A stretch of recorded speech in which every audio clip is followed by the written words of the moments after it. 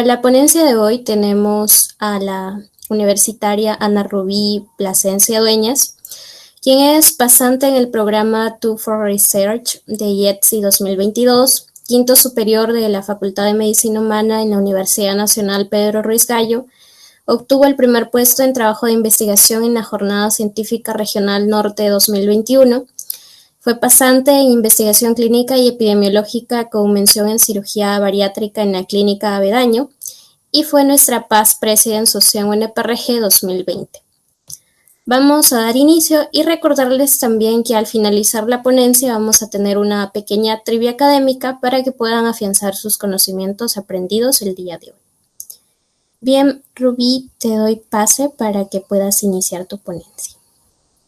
Okay, muchas gracias, Daisy. Buenos días, chicos, a todos los presentes. Voy a compartir mi pantalla. A ver si se puede ver, ¿verdad? La pantalla. Sí, se observa. Ya. Bien, chicos, buenos días nuevamente con todos. Y como se mencionó, en esta oportunidad les voy a dar una pequeña clase, recordatorio más que todo, porque creo que muchos de ustedes ya conocen lo que es anatomía, ¿no? En este caso vamos a hablar de las vísceras abdominales como el hígado, páncreas, vesícula biliar y sus conductos biliares. Bien, entonces nosotros tenemos que el hígado es conocido como la mayor glándula del organismo y que pesa aproximadamente el 2.5% de todo el peso corporal, ¿no? Esto es igual a 1500 gramos aproximadamente. Este hígado tiene miles y miles de funciones, pero lo que se rescata es que este órgano pues almacena glucógeno y secreta bilis, que es muy importante para la emulsión de grasas. Ahora, anatómicamente ya, porque vamos a hablar más anatomía que fisiología como tal, este órgano se va a encontrar sobre todo en el cuadrante superior derecho. Y si nosotros nos guiamos pues en las regiones, en las 9 regiones abdominopélvicas, tenemos que este órgano va a ocupar el hipocondrio derecho en su mayoría, ¿no? También el epigastrio superior y una puntita del hipocondrio izquierdo. Es bastante grande, es uno de los órganos más grandes que tenemos después de la piel, que sabemos que es el más grande, ¿no? Y este se va a situar debajo de las costillas, desde la 7ª a la 11ª costilla derecha. Como se puede ver aquí, va a ocupar toda esta longitud. Esto es importante. Además, si vemos en esta imagen, vemos que este color, este músculo que está de color rojo, es el diafragma, ¿verdad? Entonces, el hígado va a tener una cara diafragmática y una cara visceral. La cara diafragmática aquí está sombreada de color morado, todo lo que corresponde a la cara diafragmática, que es superior, anterior y un poco posterior también. Y la cara visceral, que es la que está sombreada de color naranja y es postero inferior, ¿no? La cara diafragmática superior suele tener una disposición convexa, es más lisa. Sin embargo, la cara visceral, pues vemos que, digamos, es un poco tortuosa y un poco casi aplanada. Incluso se podría decirse un poco cóncava acá en esa parte, ¿no? Ahora, aquí el hígado va a estar en contacto o va a estar cubierto por peritoneo. Y sin embargo, aquí va a haber una zona posterior en la cara diafragmática que no va a estar cubierta por peritoneo, por lo que se conoce como el área desnuda del hígado, ¿no? Y aquí la vamos a ver con mayor amplitud. Miren, esa es la parte, el área desnuda, es la cara diafragmática del hígado. Y este área desnuda del hígado va a estar delimitada por el ligamento coronario. Este ligamento es de peritoneo, solo que aquí se repliega el peritoneo, ¿no? Y aquí va a formar una banda fibrosa, el ligamento coronario. Entonces, El área desnuda va a estar delimitada por este ligamento. Esta cara diafragmática, como les mencioné, está cubierta por el peritoneo visceral, excepto solamente en esta parte del área desnuda que no está cubierta por peritoneo visceral. Y justo en esta área desnuda va a encontrarse un surco profundo, donde se va a alojar, por así decirlo, la vena cava inferior, que va a cruzar este surco profundo en esta área desnuda del hígado, ¿no? Aquí podemos ver más estructuras del hígado, como el ligamento falciforme, que me va a dividir el lóbulo izquierdo, el lóbulo derecho, el ligamento coronario, que está en la parte superior y que se extiende hasta la parte posterior, donde va a delimitar, como mencioné, el área desnuda, ¿verdad? Y bueno, la vesícula biliar, que se va a encontrar en qué cara, visceral, ¿ok? Si se dan cuenta. Y luego tenemos la cara visceral. Y aquí vamos a ver ciertas estructuras importantes en la cara visceral. Primero, toda esta cara visceral también está cubierta por peritoneo, excepto en donde se va a alojar la vesícula biliar. Aquí no va a haber peritoneo, aquí va a estar, es como un área desnuda pequeña donde ahí va a estar ocupado por la vesícula biliar. Asimismo, también en esta parte central corresponde al porta hepático, donde se encuentra la tríada portal. También no va a estar cubierta por peritoneo. Y en esta parte se van a encontrar importantes vasos, ¿no? Como les mencioné, la tríada portal. Es importante acordarse que la tríada portal está constituida por la vena porta hepática, la arteria hepática y el conducto biliar, los conductos biliares.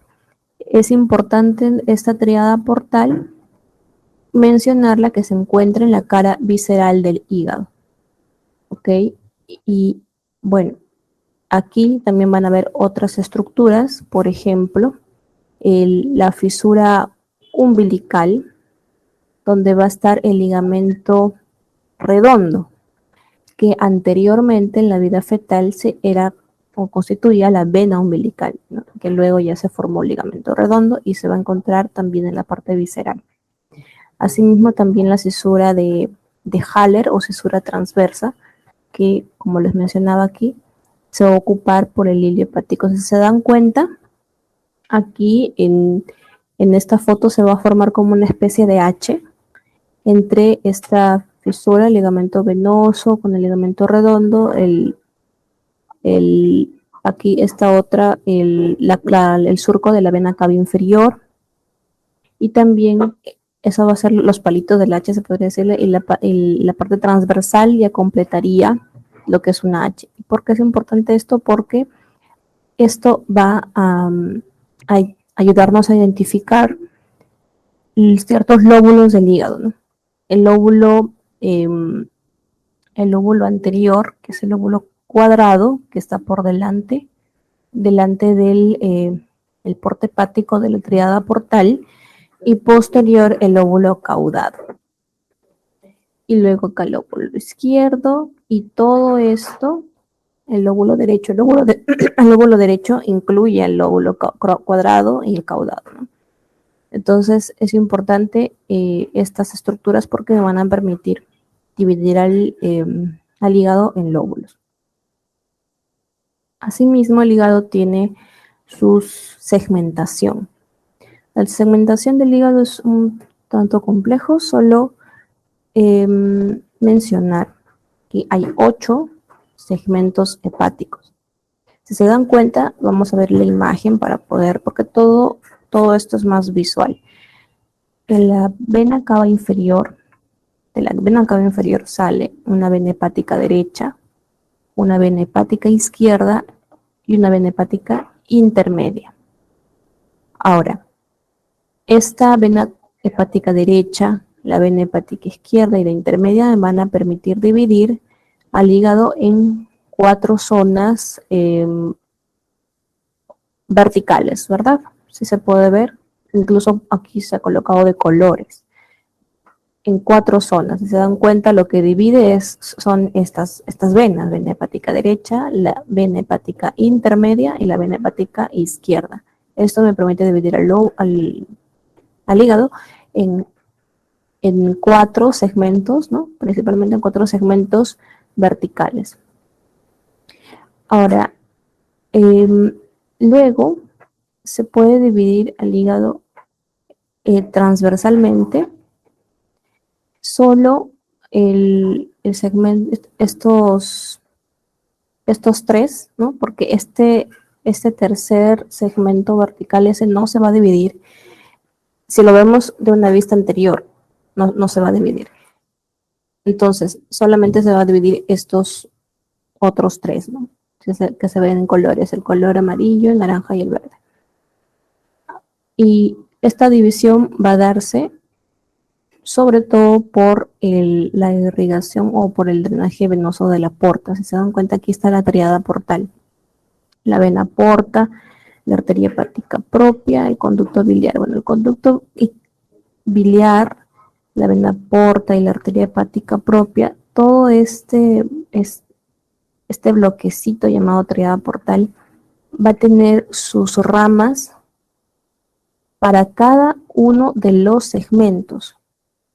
Por ello es que quirúrgicamente, si es que uno reseca o quita uno de los segmentos del hígado,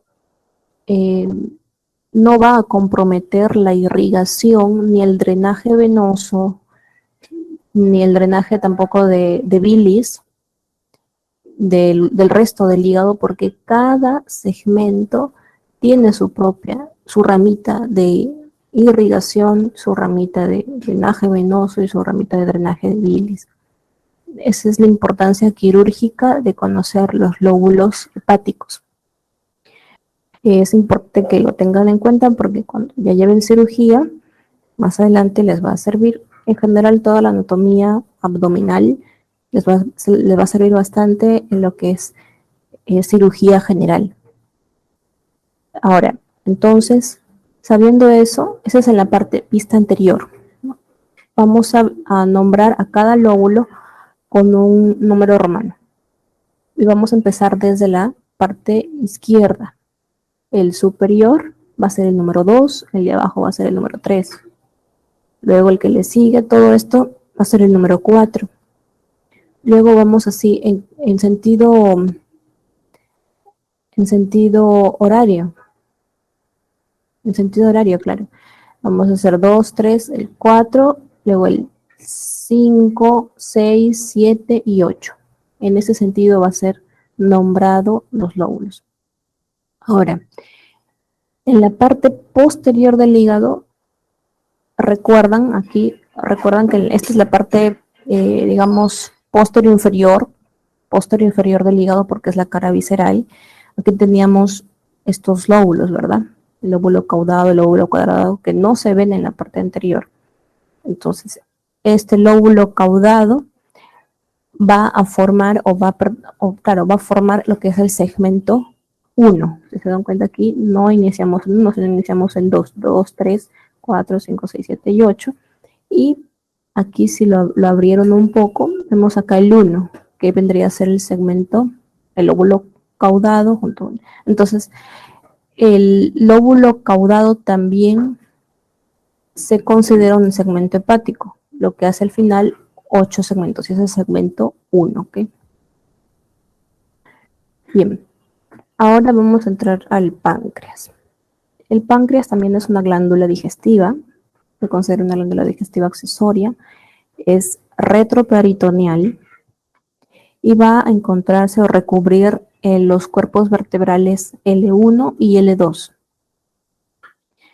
Va a estar entonces por la zona lumbar, más o menos, ¿no? Iniciando la zona lumbar. Si ustedes más o menos se ubican en su columna vertebral, van a identificar, ¿no? El L1, L2, más o menos por esa zona, a esa altura, se va a encontrar el páncreas. Es posterior al estómago, es una glándula que está posterior al estómago, se va a encontrar entre el duodeno y el vaso. Va a ser todo va a ser largo, ¿no? O sea, desde el duodeno hasta el vaso, ¿no? Y por detrás del estómago. Y va a tener 4 porciones. Una porción llamada cabeza, luego el cuello, el cuerpo y la cola. Entonces, son 4 porciones en las que se divide el páncreas. Bien, ahora vamos a hablar de cada una de esas porciones, ¿no? Primero empezamos por la cabeza. Esta porción es la única que se va a unir a las porciones descendente y horizontal del duodeno. Es la que está fija al duodeno, ¿no? La cabeza. Y por detrás de esta zona de la cabeza del páncreas vamos a encontrar a la vena cava inferior y también las arterias y venas renales derechas. Incluso en algunos casos se puede extender hacia la vena renal izquierda. Y bueno, aquí vamos a encontrar la desembocadura, ¿no? La desembocadura de ciertos conductos pancreáticos, el conducto principal o el accesorio de Santorini, ¿no? Y que va a conectarse aquí con la ampolla de váter, que va a drenar el jugo pancreático, ¿no? Esa es la importancia de la cabeza del páncreas. Ahora el cuello del páncreas es relativamente corto. Por detrás de él van a pasar los vasos mesentéricos superiores y justo aquí en esta imagen se puede ver la vena mesentérica superior y la arteria mesentérica superior que pasan justo por debajo del cuello del páncreas, ¿no? Y se relaciona anteriormente con el píloro del estómago que es adyacente, ¿no? Ahora, el cuerpo del páncreas va a estar su cara anterior cubierta por peritoneo y su cara posterior va a carecer de peritoneo, va a estar en contacto directo con la aorta y con la glándula suprarrenal y también con el riñón, ambos izquierdos, ¿no? Y los vasos renales izquierdos. Entonces esa es la relación desde el cuerpo por adelante y por atrás. Y la cola, que es la parte relativamente móvil del páncreas, va a pasar entre las hojas del ligamento espleno-renal junto con los vasos esplénicos, ¿no? Desde la cola es donde se inicia el conducto principal del páncreas y que va a transcurrir por el cuerpo, por el cuello y va a llegar hasta la cabeza del páncreas, va a transcurrir por todo, pero aquí se inicia todo el drenaje del jugo pancreático, ¿no? Ahora, el conducto pancreático principal, ¿no? Ese estábamos hablando que empieza en la cola, va a discurrir por todo el parénquima hasta la cabeza, donde se une al conducto biliar. A ver, aquí vemos el conducto biliar de color verde, ¿ok? Justo aquí la vesícula biliar está de color verde y el conducto biliar, por lo tanto, es de color verde. Y el páncreas amarillo viene aquí con su conducto principal. Y justo en esta zona se van a unir el conducto biliar y el conducto principal pancreático. ¿Cómo se va a llamar esta zona en la que se une el conducto biliar y el conducto principal, pancreático principal? Se llama ampolla hepatopancreática o también conocida como ampolla de Vater, ¿verdad? Todos conocemos que es la ampolla de Vater, la unión del conducto biliar, que también se le llama conducto colédoco, con el conducto pancreático principal o de Wells. Ya. Esta ampolla, va a desembocar entonces en la porción descendente del duodeno, en el vértice de la papila duodenal mayor. En la papila duodenal mayor. Eso es en el 75% de los casos, porque hay un 25% restante en el que el conducto biliar y el conducto pancreático van a desembocar aquí por separado, pero son pocos los casos. La mayoría de ellos se van a unir en la ampolla de Vater y van a desembocar en la porción descendente del duodeno. Ahora también el páncreas, aquí tiene un conducto pancreático accesorio que es más pequeño, o también llamado de Santorini, ¿verdad? Y se va a desembocar en la papila duodenal menor, también en la porción descendente del duodeno. Ahora, aquí en esta imagen vemos de cerca el conducto biliar, el conducto pancreático y cómo es que desembocan aquí en la ampolla de váter, ¿verdad? Ahora, cada uno de estos conductos, tanto el colédoco, el pancreático y la papila duodenal mayor, tienen sus esfínteres. Estos esfínteres están hechos de músculo liso y permiten que no regrese la bilis y no se regrese, no haya un reflujo de bilis ni un reflujo de jugo pancreático, ¿no? Y pueda de esta forma avanzar hacia la desembocadura, ¿no? Importante para la emulsión de grasas, entre otras sustancias. Entonces, es aquí el esfínter de la ampolla de váter, también se le conoce como esfínter de Oddi. Eso sí, lo deben de recordar, ¿no? Para la irrigación del páncreas. Respecto a la irrigación del páncreas, esta irrigación va a estar principalmente dada por la arteria esplénica. Entonces, la arteria del vaso también va a irrigar al páncreas.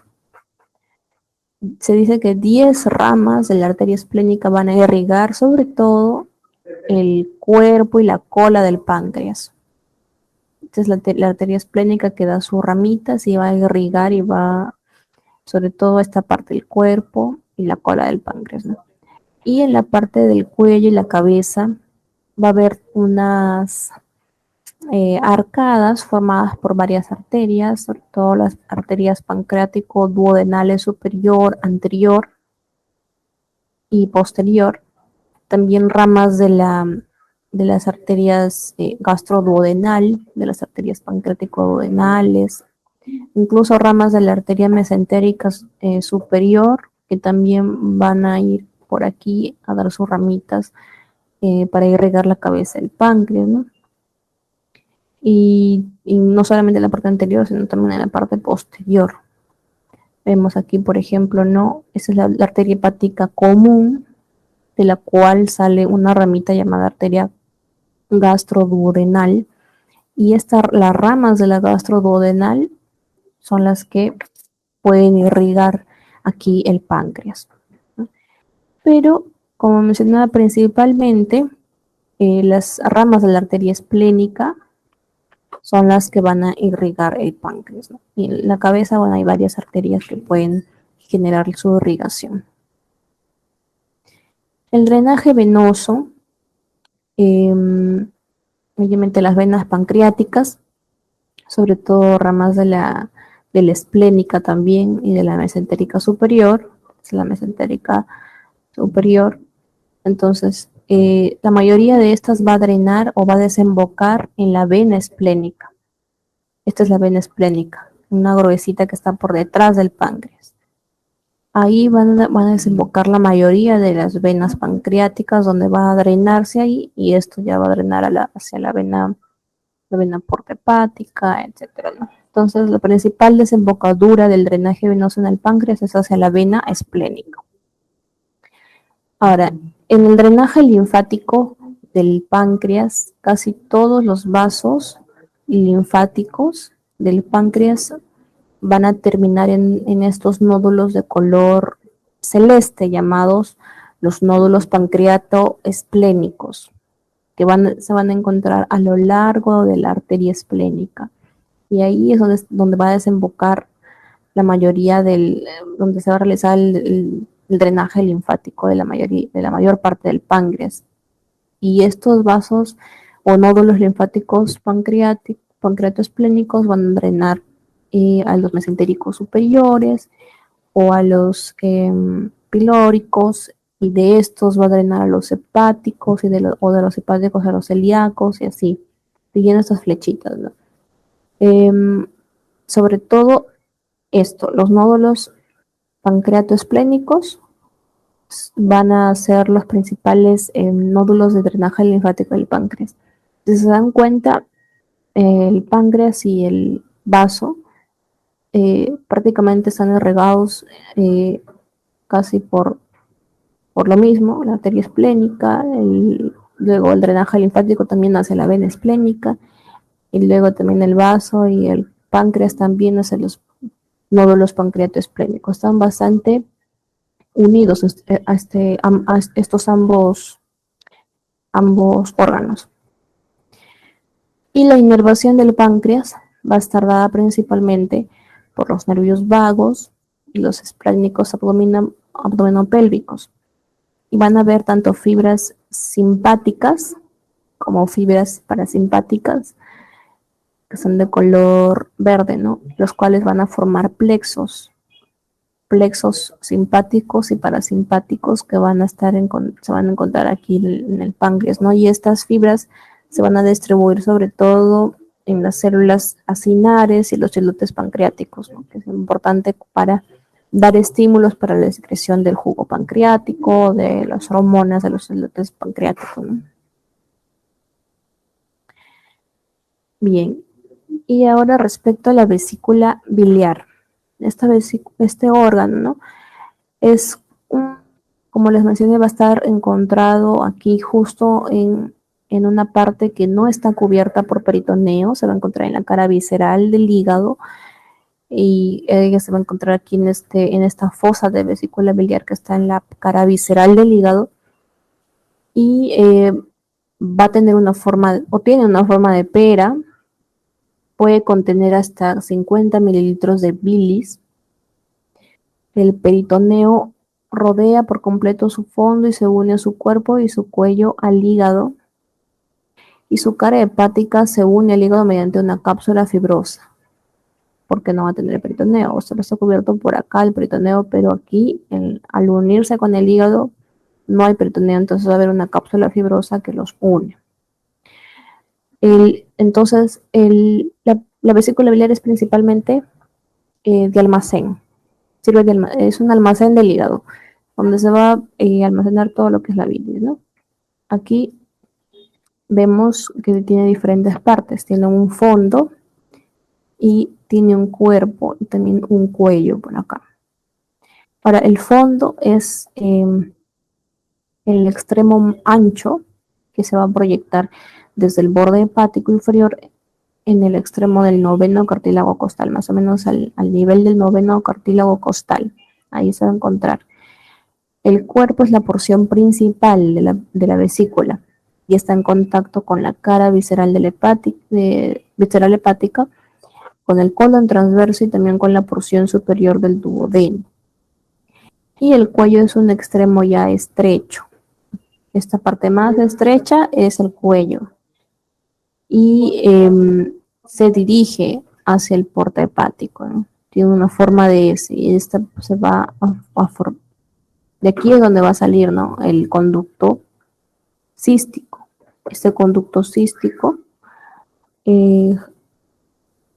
va aquí a formar se dan cuenta que el conducto cístico, este es el conducto biliar, por aquí sale el conducto hepático, ¿no? Aquí se va a formar un triángulo importante que es el triángulo de Calot, o también llamado triángulo cisto-hepático, formado precisamente por los conductos, por la cara visceral del hígado, el conducto cístico y el conducto hepático, ¿no? El hepático común. Precisamente esos son los principales conductos biliares de los cuales tenemos que hablar. Si bien es cierto, la vesícula aquí tiene su conducto cístico, este conducto se va a unir con el conducto hepático común que deriva de las ramas, claro, del conducto derecho y del conducto izquierdo del hígado, y van a formar el conducto hepático común, y este común con el conducto cístico van a formar ya lo que es el conducto biliar o colédoco. Y este conducto cístico es pequeño, ¿no? O sea, no, hasta al unirse con el hepático común, este al menos ha recorrido unos 3 o 4 centímetros de longitud. Ahora, de esta forma es lo que se da en el 75% de los casos, porque la irrigación principal de la vesícula biliar es mediante la arteria cística. La arteria cística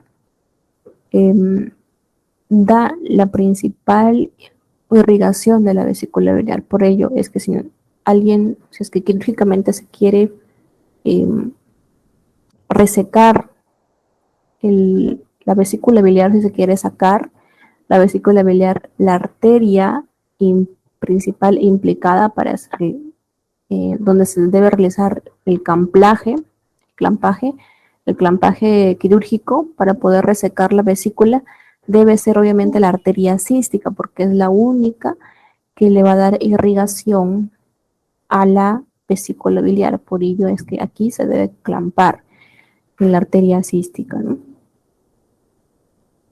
Aquí vemos, por ejemplo, ya de otra forma, el triángulo de Calot también, el conducto cístico, el conducto hepático común, ¿no? Y por aquí debería estar la cara visceral del hígado, ¿no? Formando el triángulo de Calot, ¿no? Esta es la mayoría de casos como es que se da la irrigación. Ahora, hay variaciones en el origen y el recorrido de la arteria cística, ¿no?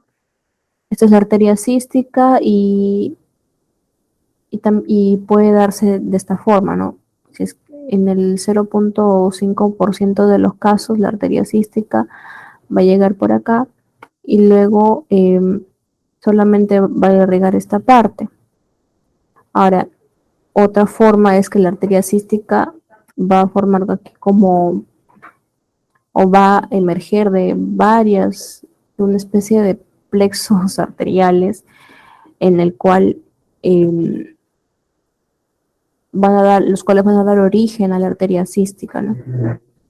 Pero sea cual sea la variación del origen de la arteria cística, porque de la arteria hepática es donde sale la arteria cística, ¿no? Sea cual sea la variación, siempre el principal vaso que irriga la vesícula biliar es la arteria cística, nada más. Entonces, esta es la que se debe clampar. Bien, chicos. Aquí sigue unas preguntitas para ustedes, que es prácticamente de lo que les he mencionado en toda la ponencia. A ver, un ratito.